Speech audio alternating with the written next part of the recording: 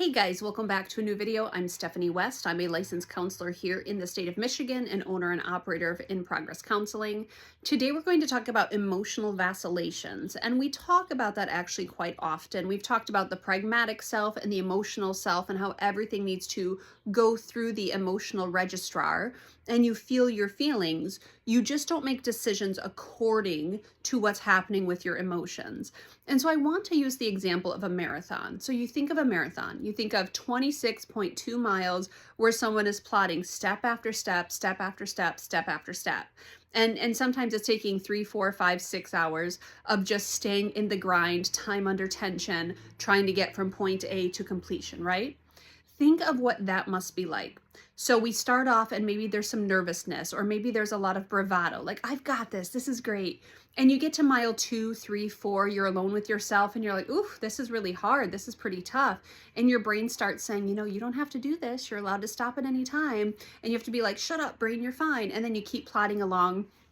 And maybe around mile 8 or 9, you're getting just fatigued, you're getting beleaguered and exhausted because you've been now under this tension for like an hour and a half, and you're talking yourself through, you're coaching yourself through, but your whole body is screaming, saying like, hey, we could stop at any point. Please stop. I don't want to be doing this.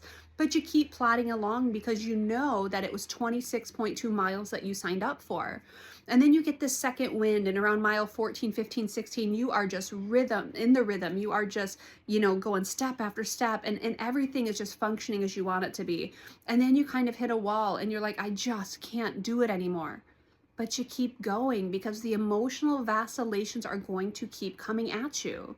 You're going to have to be your own coach, your own encourager. You're going to have to be, the tough love person and remind yourself, keep persevering, keep pushing. You're going to have to be the one who, has to harness that excitement and that joy and that incredulity. I can't believe I'm doing this. This is incredible. I'm the person who's running the marathon.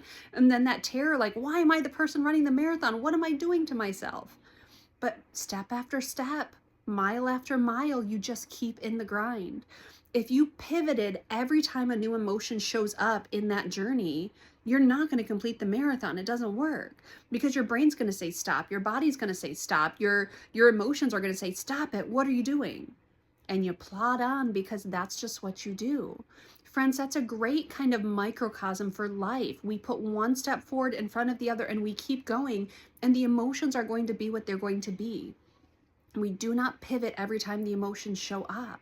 We coax ourselves, we coach ourselves, we get mentors and wise people that breathe into our life and say, just one more step, keep going, keep going.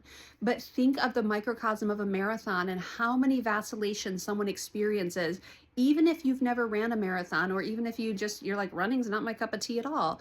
You can still conjure up the amount of self-coaching that would have to go into that type of race, because you are going to want to give up again and again and again. You're just going to. And some of you are like, no, I can do it. Great. I love that for you. But as an analogy, in the 26 miles, there's going to be so many vacillations, and that is a great metaphor for life. But we're in the marathon of life, and your brain sometimes is going to say, give up, and your energy is going to say, give up, and your emotions are going to say, give up. And you're allowed to keep plodding step after step, not in a punishing way, but in a way that says, hey, that's part of the journey. All of the emotions are going to be here, and I'm allowed to move with the emotions. I'm allowed to move in spite of the emotions. I'm allowed to honor that I'm doing something really hard, and this is a lot of work, and I can still continue to do it. My emotion sending me signals to stop does not mean I have to stop.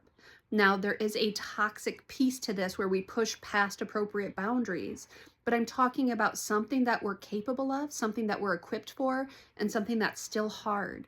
You're allowed to keep moving in spite of your brain and your emotions begging you to stop. You're allowed to say, hey, I've got this. I'm capable. I'm conditioned for the marathon, and I'm going to keep going step after step in spite of what my emotions are saying to me.